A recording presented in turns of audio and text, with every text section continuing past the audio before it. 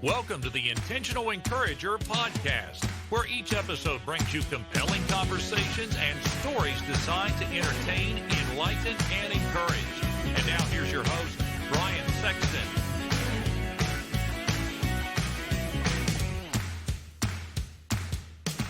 Hey everybody, Brian Sexton. I am intentionally encouraged when I see people doing business the right way. And for the last 15 years, Damon Burton and his team at SEO National have done just that. Now you might say, Brian, what can they do for me in my business? I'm going to tell you what they can do for you. They can help you understand search engine optimization. There are a lot of players out there in the marketplace, but you want a team of people that are going to be dedicated to working with you and helping you to understand search engine optimization and how you can show up higher on search engines so that you can bring more revenue into your business. Damon and his team are full of integrity, honesty, decency, and trust. And if that's important to you and that encourages you, I would encourage you to give them a call today at 855-736-6285 or go to SEOnational.com and get a free quote and tell them you heard about it on the Intentional Encourager podcast. Get ready for a dynamite conversation coming up right now on the Intentional Encourager podcast. And welcome into the Intentional Encourager podcast. I'm your host, Brian Sexton. Thank you for joining us again today. Part 2. If you're watching on YouTube, I've held up 2 fingers. Part 2 of this dynamic conversation with a dynamic person, Rachel Beck. And she's a social media influencer, a coach. If you want to learn how to do things better, you need to follow her on LinkedIn at Rachel Beck, RachelBeck.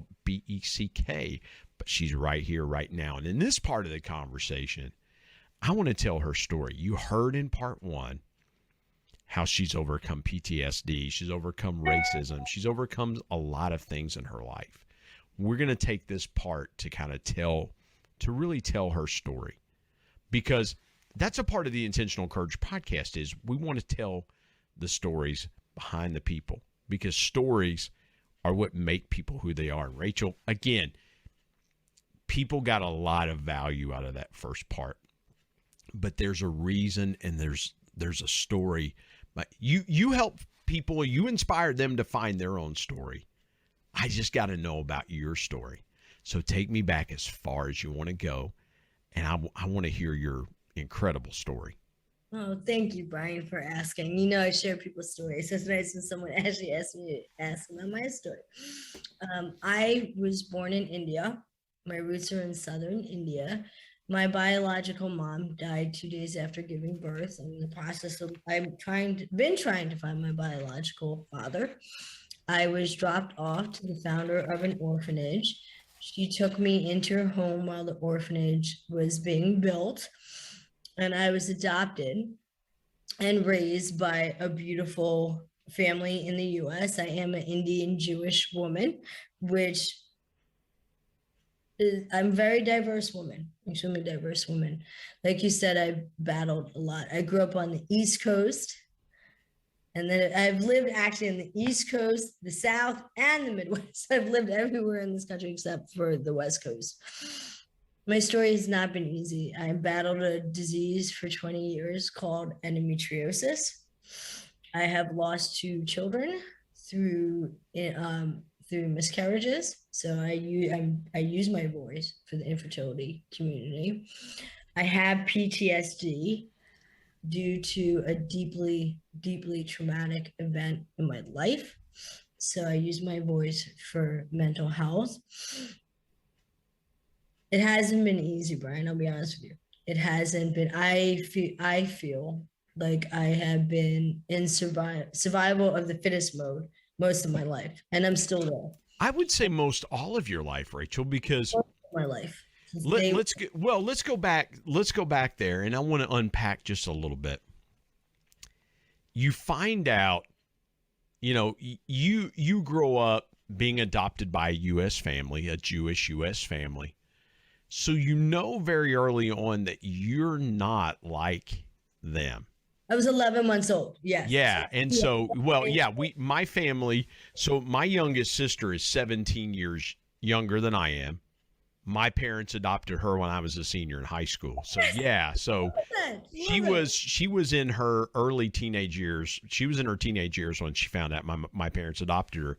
And the reason that my mom and dad were intentional about not telling her all those years, she thought it was like, well, they should have told me. And they were like, my sister and I said, the reason they didn't tell you was because they didn't want you to think that you were any different than the two of us who are biological children.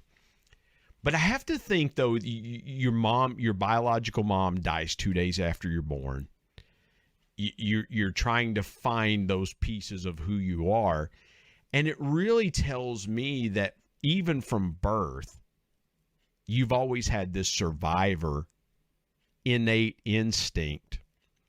Take me through the process of learning about the Indian side of yourself, and just, learning about who you are, where you came from, things like that. What were the emotions like for you as you started to uncover these pieces of your life that were previously unknown? So for me, I can tell you the funny story. I was like 3 years old. Right. And I figured, and it was very a simple question for me. It was like, why are you this color and I'm that color? Because like you, my parents had 2 biological children and then adopted me. And I would love for us to talk about adoption too. It's interesting. I was listening to what you were saying about your sister. So for me, it was like, why do I look this way? How come you look that way? But it was a very innocent question. My mom said when I was like 3 years old. I love where I come from. I never forget where I come from. I go back and I stay at the orphanage. That's where I stay when I'm in India. I've gone there twice, and you're going to see me traveling again and introducing everybody to the orphanage. It's who I am. India is my home. America's my home. Those are my roots. And I remember when I went back for the first time, the plane landed. And the doors opened at the airport. It was like 2 or 3 in the morning. I was already jet lagged. It's a long flight to India. Yeah. And started crying because I was home. It was my ancestral home. So when you get there for the first time, I'm very curious about that. You get there for the first time. When do the pieces start to come together as far as you learning about your mom and what she went through giving birth? Because I would have to think it's like, oh yes, and I don't know what adoption records were like. If they were able to show you the records and things like that. If you were able to find out your Indian, if your mom was able to give you an Indian first name and things like that, what did you find out about your birth parents that either confirmed something that a part of you that is, here's where I'm going with this, okay? And forgive me for kind of stopping and trying and clarifying. We all have parts of us that are like our parents. There are things that there are times that I say things and do things that are like my dad. I say things and do things that are like my mom. Were you able to put those pieces together and go, aha, that characteristic might have come from my birth mother, or aha, that characteristic that's always been innate inside of me, I always wondered where it came from, that could have come from my birth father. Did you kind of find out more of who you were from taking those trips to India? So these are really good questions, Brian. Very good questions. I received adoption books when I turned 16. It was every interaction that went back and forth. It was gifts given to me by my parents. And we have to remember, this is the 70s, right? Everything was done through telegram, obviously no email. They kept everything. When I turned 16, they gave me the paperwork. All that I had in the paperwork was my story. I don't know my mother's name. I do know my biological father's name. My Indian name is V. Lakshmi. That's the only thing I have from my biological parents besides the genetics and the DNA. See, there is no way you're a 70s baby, because I've got a little gray in my hair and I look like a 70s baby, but there's no way that you look like a 70s baby. I'm approaching getting closer to 50. I am too. I'll be 50 in August. But again, you look so much better than I do. So, I mean, that's why I'm saying. I'm over, I'm approaching 50 and very close years. And I love being in my 40s. I absolutely love it. I've loved being in my 40s. I have to be there on the ground to do research. I only have the first name of my biological father. I unlock pieces more of my story when I'm physically there. I don't know anything of my story, Brian. I try very hard. I've done the DNA research. When I found out, yes, you are 100% from Southern India. I don't have anything else in my blood that refutes that. But you've not been able to put together, do you have brothers and sisters? Do you have? I have tried to research that. I'm trying to research that.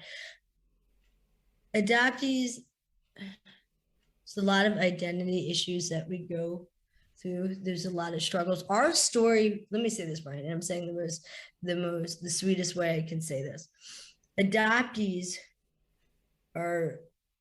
our story belongs to us. We are, and I'm going to say this, and I mean it because I'm very protective over adoptees.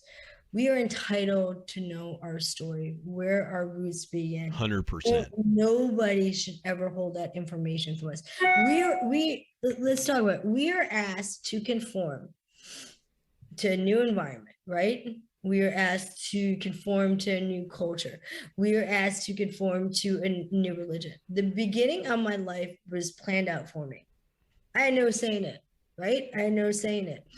So it is so hard to explain what it's like to be an adoptee. I grew up with these incredible parents. I love them dearly. Do you know, and I'm in my 40s, past 45, do you know, I just told my parents, I would say it was this year, I said, and I told them, I said, you know what, for 18 years, I wondered if you were going to return me. It was a fear that was in my head. And my parents said to me, they started crying, like, why didn't you tell us that? We would have told you. You didn't have to walk around with that fear inside your head. Yeah. So there are things, they're adoptee, I don't even want to call them issues. It's reality of things that we deal with. Abandonment, separation anxiety, feeling isolated, standing on the outside looking in. This is something really important. I never call my parents adoptee parent. No, they're my parents. Right. There's a huge mistake that people make when it comes to adoptees, and my parents have never done this. Got my two biological brothers, me. I'm in a setting, my parents introduce us. This is my son, daughter. There is no, this is my adopted daughter. The minute you do that, you have broken that bond. Exactly. You are going to push that person outside the family, and they're just going to be looking in. It's never, okay, so this is now. Can you sit down and share the story? Of course. People, my father looks like you, brown hair. Yeah. A white male, brown hair, brown eyes. So of course we always get that question, like, why is your daughter, Indian, and my parents are from New York, right? They got thick New York accents, and then here's your daughter, right? So it's an honor and a privilege. Yeah.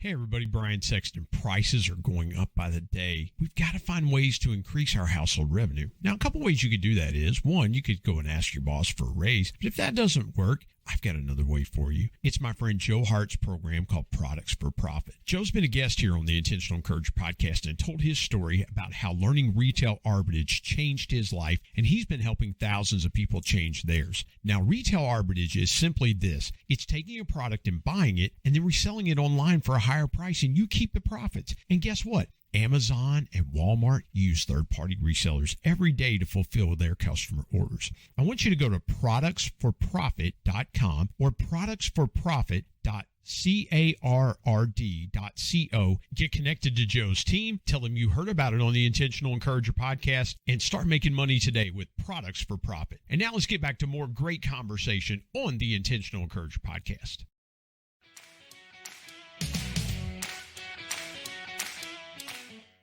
And this is the most beautiful thing. I'm sorry, go ahead. No. Here's what I was going to say. And I'm thinking, and maybe this thought has crossed your mind as well, too. I'd have to think it would have. But I keep thinking back to your birth parents, your biological parents. And could it be that your biological father, your mother passes 2 days after you give birth? She died because of me. Right. And I'm thinking to myself, okay, did the plans alter when that event happened? Could it have been, and how much different would your life have been? Maybe your biological parents were excited. They were planning their family and starting out. And then this super traumatic event happens, and your father might have said, I can't do this. I can't raise a daughter by myself. And they were young. They were young. Exactly. They were young. And the only thing I do know about them is that they were young and they were teenagers when they had me. Now you have to remember too, this is a very different time, 70s. Where I come from is a very, very small village in the middle of rural India. When I say small, I mean small. And somebody tried to take care of me on their own for about 3 or 4 months, because it was about when I was 5 months old that I was dropped off to the founder of the orphanage. And what the person claimed, and that's who we think was my biological father, was they had no money, they had no milk. You're talking about India. It's a third world country. I love India. I love my home. People are struggling there every single day, just like they're struggling in this country. Well, it's miraculous. It's miraculous because, and forgive me for interrupting you, but it's miraculous because you're 3 or 4 months old at the time, and I don't mean to be crass. I'm just trying to be. I want to put this in the proper perspective, respectfully.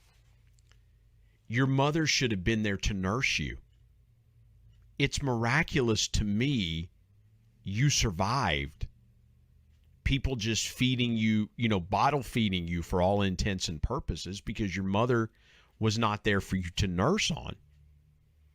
It's miraculous to me, and it just shows that you were created for a purpose that was so much farther down the road than anyone in that small village in India could have seen. Even your your parents could have seen. To me, I just look at that and I think that's miraculous. Well, my life was saved. The woman who started this orphanage, it is funded by this massive, huge Christian organization, huge.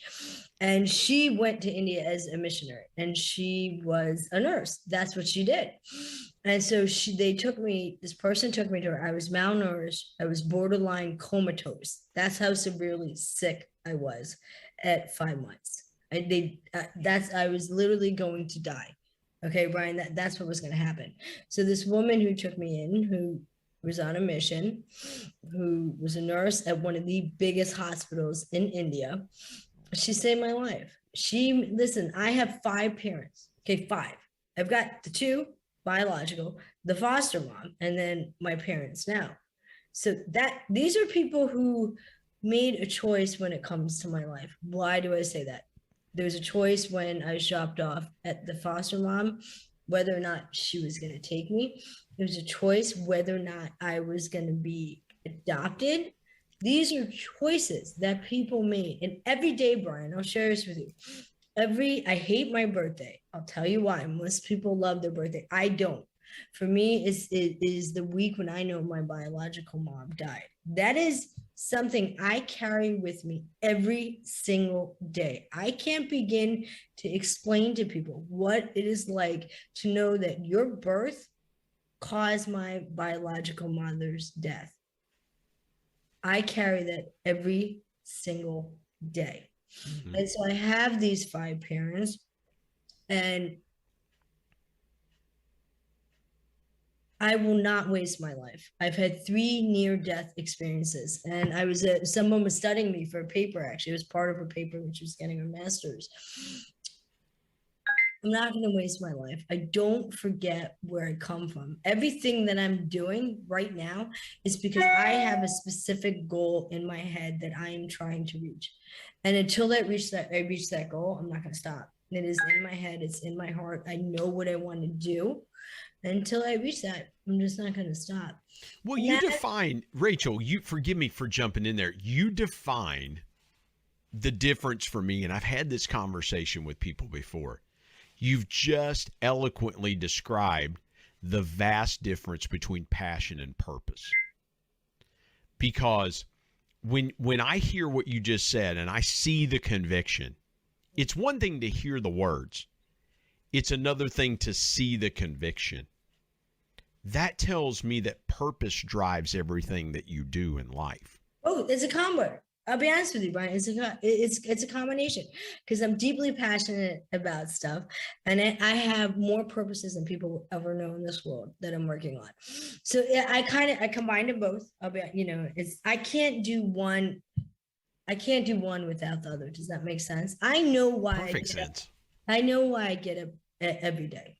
I know why. I know, we always talk about like the why. Where's your why? Why you're doing everything that you're doing. I know my reason why I get up every day, and it has to do with where I come from. You get up every day and you ask yourself, might be how you and I function. I don't know how many people in your audience function this way. What can you and I do to take this world forward? What can we do to make this world a better place? We know the world it's not doing good. We know what we've seen this year. We know what we see every day. So you and I consciously make a choice when we get up and go, all right, what can we do now to make it better? If all of us, imagine every single one of us got up every day and asked ourselves that question. Just said, laid in bed or having their cup of joe, having a cup of coffee and went, well, today I can make this world a little bit better. Let me go out there. And it's a choice. Listen, it's a choice. People either do it or they don't do it. It's a choice. And people have to ask themselves, what choice are they making? Well, it's kind of piggybacking off the conversation that we had, and I don't want to stray too far from your story. But what it's really about, Rachel, to me, is that people are looking for how to reach the masses instead of focusing on impacting one person at a time. If I have had an impact in one person's day today, mission accomplished. Hey, you impacted my day today. There you go. Mission accomplished. Exactly. Whether that is someone who's lost a parent and I know about it and I'm reaching out going, I'm thinking about you today. I'm praying for you. If you need to talk, call me. Or or just saying, hey, I just had you on my mind today. Mm-hmm. And just understanding that it's about impacting one person at a time. And obviously, and I can understand, you're talking about the week of your birthday is always so hard because there's a part of you that feels that guilt. But I would have to think that if your biological mom were alive, she would probably look at you and go, but my daughter has made such an impact on other people that it's so difficult though. Yeah. It is still difficult. And yeah, it's something that weighs like heavy. Well, and I'm speaking as a parent because I would, my 21-year-old son, when he does something well, and I have people that come up to me and say, hey, your son did this or your son did that. And I'm like, okay, I've done something right. Mm. If I die tomorrow, hopefully I've done enough right things with him that he can go on making that impact and things like that. I'd be remiss if I didn't ask you, overcoming PTSD, and you talked about it. I haven't overcome it. But you are overcoming it. And so I commend you for that because I'm living with, I should say. You're living with it, exactly. And again, I commend you because PTSD takes so many people down different pathways. Mm. Mental health can take people down different pathways, destructive pathways to themselves and other people. When you think about the moment that you had that experience, what's a lesson that you have taken from it that has helped you to be able to help other people through a similar circumstance? I can answer this perfectly. You were just discussing when people have a platform and what are they doing with it, right? Mm-hmm. So we know that there is still a huge stigma when it comes to mental health. We know how huge it is. So I say it loud and proud. So for the person watching it wondering, okay, well, I'm going through any of these mental health issues. Here's somebody saying this, and she's doing it through a video, live, in front of 250,000 people, right? So that's really, really, really important to me. I'm not ashamed, Brian, that I have PTSD. I don't wish what happened to me to happen to any other human being on this planet. I've had more trauma and grief than most people can survive in a lifetime. And that's not me saying this. That is a quote from one of the therapists that I work with, that she said, you know, most people couldn't survive what I've been through.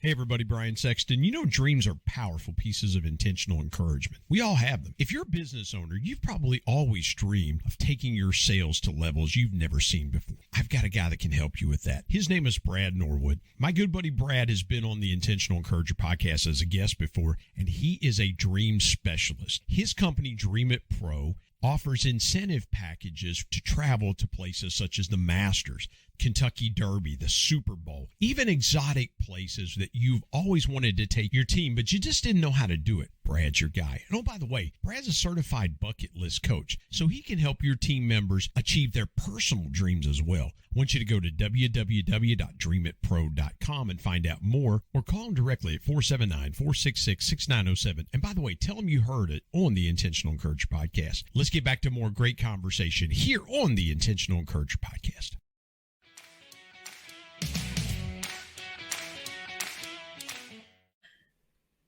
I will never be silent when it comes to mental health. I am so passionate about it, Brian. I am so deeply passionate about it. It's important. Like you said, people have a platform. What are they using it for? Well, what are you using it for? I'm using it to say, you know what? It's okay not to be okay. It's okay to have a bad day. It's okay to turn on a camera and go, today was not a good day, or to turn on a camera and I'm crying and I'm sharing a story of something that happened to me. If I get the message across, it's okay not to be okay.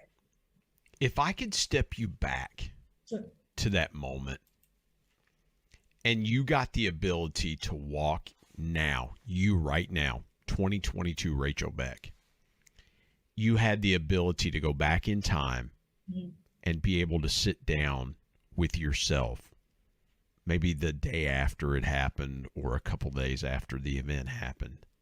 And I want to respect your privacy and not go into the event itself. But if you could step back in time and have that interaction with yourself, what piece of advice do you think you would share with that Rachel from this Rachel of 2022? That is a phenomenal question, Brian. That's a really good question. Don't put your future in somebody else's hands. It's my honest answer. I learned very hard, very, very fast through experiences I've had. Keep your eyes open. Just keep your eyes open. That's so hard for people to do a lot of times, because in the moment, and that's why I asked you the question like that, and thank you for that kind compliment, is that I think if we were all honest with each other, we've had those life-defining moments. I've had many. I can see all of them. I can see all of them in my head. Exactly. And I think, and just to my immediate left is a picture of my late father. My dad died suddenly almost 10 years ago. I'm sorry. Thank you. And here's what I would say. The reason I asked that question is I've replayed the morning of his passing so many times. And I wish I could go back and take myself to the McDonald's in Boone, North Carolina that I stopped in to get some breakfast before I headed home. And I wish I could take 15 minutes and sit down with myself and go, you know what? It's going to be okay. It really is going to be okay. And that's why I ask you that, because I feel like there are some people that are walking through some really hard things like what you went through, right? They're walking through them right now. They're listening to us and they're going, how does it make any sense? How does it come? How does daylight come from this darkness? Mm-hmm. And that's why I asked that, because the perspective of time is such a wonderful perspective to have. Okay. Please go ahead. No, I have thoughts on that, because there's so many cliches people, say, and they're like, time heals everything. No, time does not heal everything. I personally don't feel that way.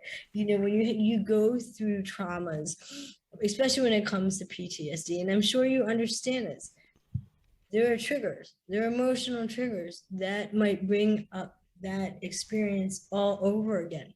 So it's not like, no, time doesn't heal everything. I could see, they're called episodic memories, right? When you've had something that was so deep and you have this memory that's attached to it, right? Like the night I miscarried, that was in 2006. I can see everything that happened that day to detail. Ask me what I ate for breakfast a week ago, but it's an episode, it is the pain associated with it.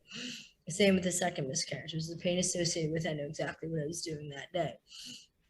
I don't believe time heals everything. I believe there are things that you go through that are unimaginable.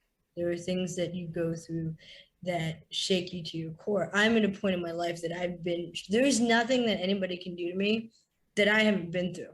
I'll be honest. I love that. That is so powerful. I have 2 rapes by complete strangers, was rescued and saved. There's not, Brian, it's amazing. Like, things, I've been through so much and have fallen down so many times. There's nothing, like, people are like, why are you such a laid back? Listen, we all doing the best we can every day. We're doing the best we can every Well, here's what I love what you just said. Forgive me for jumping in there, but you have just beautifully just taken us there. Is that the days that things happen to us, those life-defining moments, you just said, I know what I had for breakfast. I know what the weather was like that day.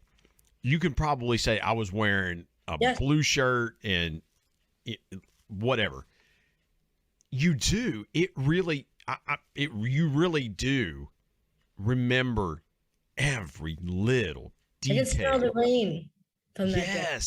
Yes. I remember about your sandwich. I mean, when you were going out and you pulled over to have a breakfast sandwich, when you were talking about your father. Yeah, I was in room 103 at the Comfort Inn and Suites in Boone, North Carolina. Like, just those little details of that day. I'm sure you can smell the meal you have. I think it was like a bacon, egg, and cheese biscuit or something like that. Associate it. Yeah. Right? Associate, and that's what they call it. We learn in psychology called episodic memory, because something happened that is just, it's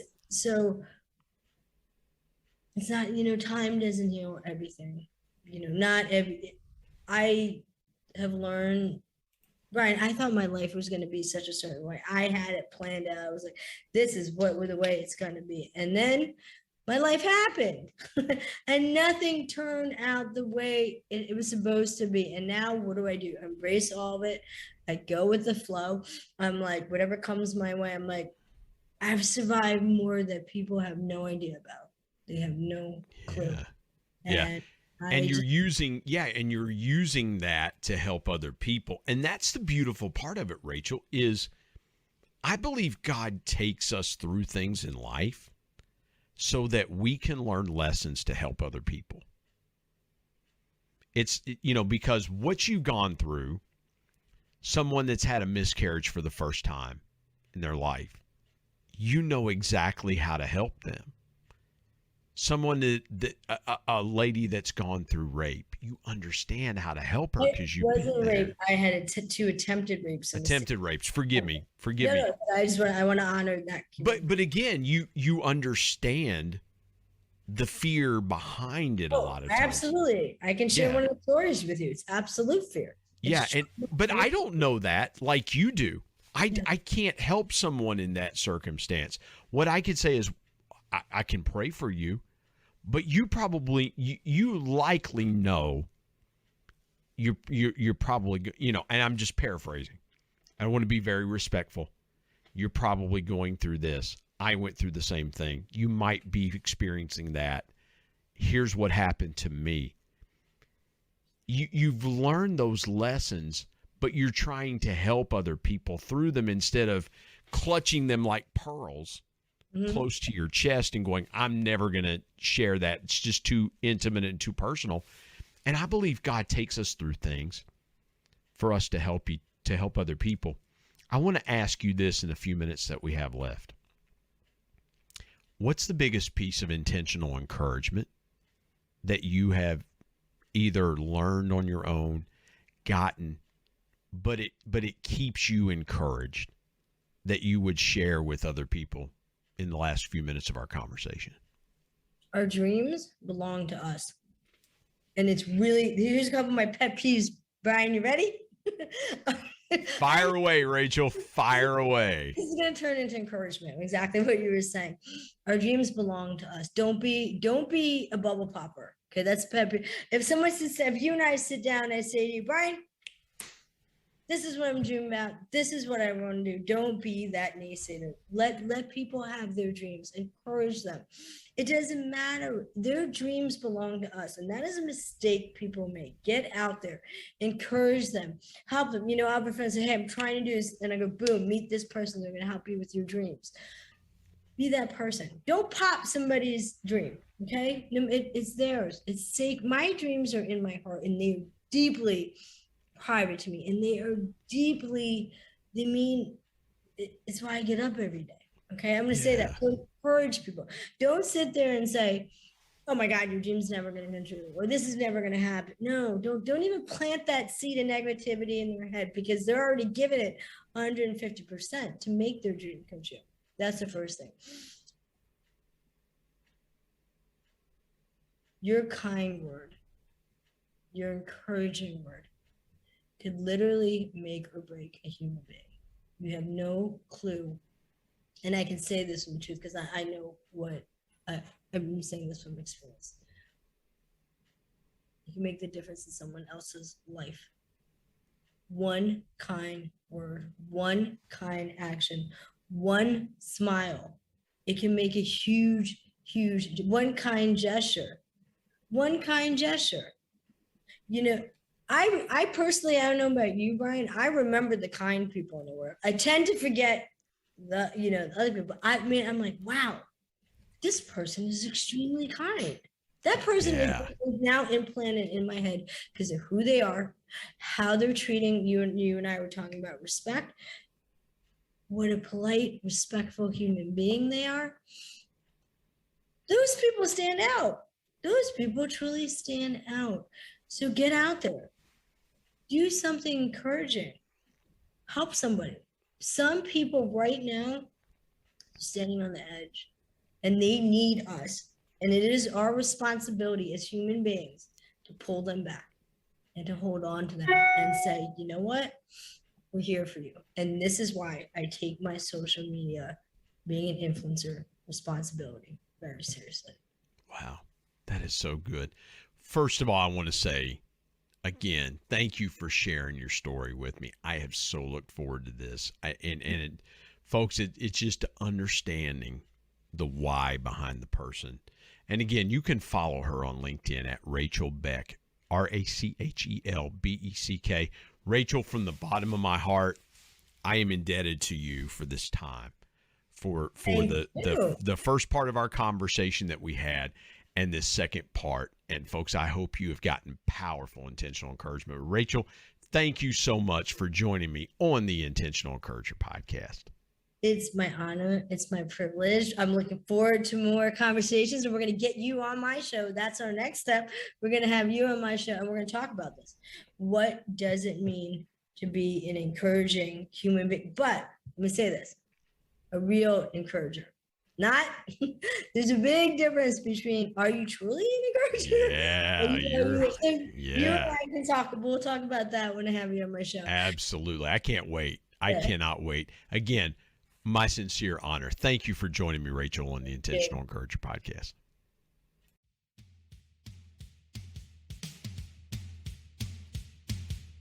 My thanks as always to producer Bryce Sexton and technical advisor Matt Means. And of course, the ultimate thanks goes to the Lord Jesus Christ, who provides intentional encouragement every day through his word. If you're not subscribed to the Intentional Encourager podcast, hit the subscribe button wherever you get podcasts so you don't miss an exciting episode where you can get encouraged and stay encouraged. And remember, anyone, anywhere, at any time, any place can be an intentional encourager.